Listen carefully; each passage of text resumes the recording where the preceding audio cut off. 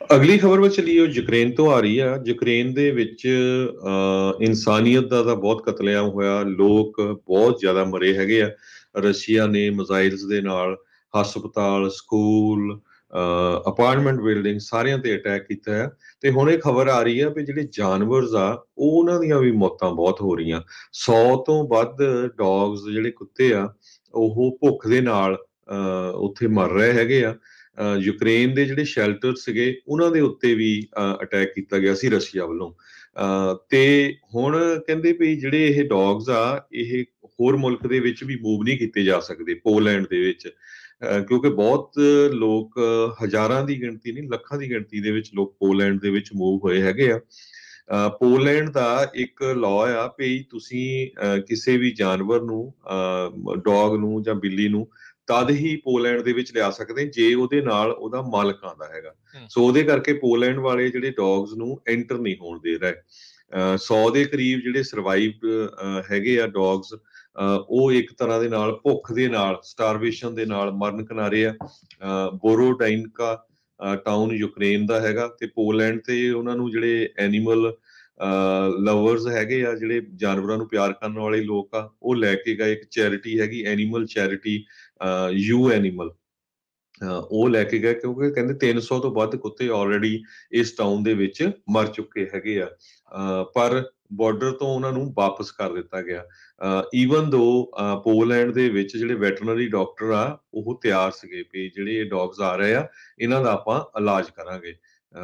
ਸੋ ਇਸ ਇੱਕ ਲਾ ਕਰਕੇ ਉਹਨਾਂ ਡੌਗਸ ਨੂੰ ਪੋਲੈਂਡ ਦੇ ਵਿੱਚ ਐਂਟਰ ਨਹੀਂ ਹੋਣ ਦਿੱਤਾ ਗਿਆ। ਜੀ ਬਿਲਕੁਲ।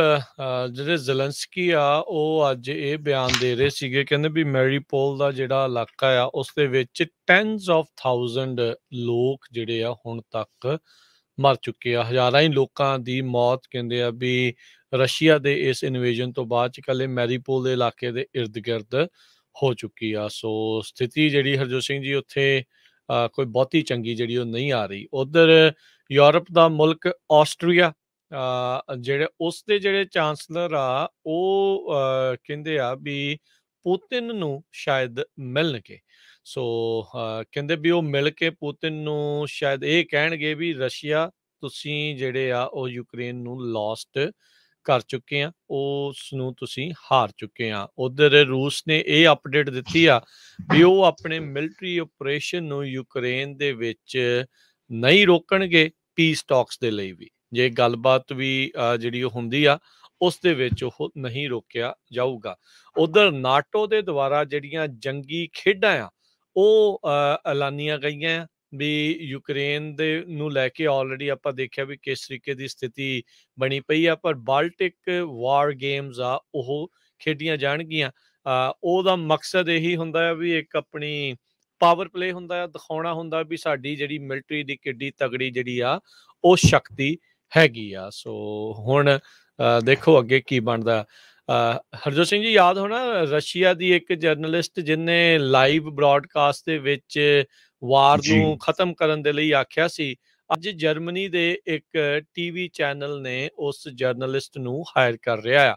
ਮਰੀਨਾ ਨਾਂ ਦੀ ਇਹ ਜਿਹੜੀ ਰਸ਼ੀਅਨ ਟੀਵੀ ਜਰਨਲਿਸਟ ਆ, ਜਰਮਨ ਮੀਡੀਆ ਕੰਪਨੀ ਦੀ ਵੈਲਟ ਨਾਂ ਦੀ ਜਿਹੜੀ ਕੰਪਨੀ ਆ ਉਹਨਾਂ ਨੇ ਇਸ ਮਰੀਨਾ ਨਾਂ ਦੀ ਬੀਬੀ ਨੂੰ ਹੁਣ ਹਾਇਰ ਕਰ ਲਿਆ ਆ। ਉਸ ਉੱਥੇ ਫ੍ਰੀਲਾਂਸ ਕੋਰਸਪੋਂਡੈਂਟ ਦੇ ਤੌਰ ਦੇ ਉੱਤੇ ਇਸ ਨਿਊਜ਼ ਪੇਪਰ ਤੇ ਟੀਵੀ ਚੈਨਲ ਦੇ ਲਈ ਜਰਮਨੀ ਦੇ ਲਈ ਉਹ ਹੁਣ ਕੰਮ ਕਰੇਗੀ।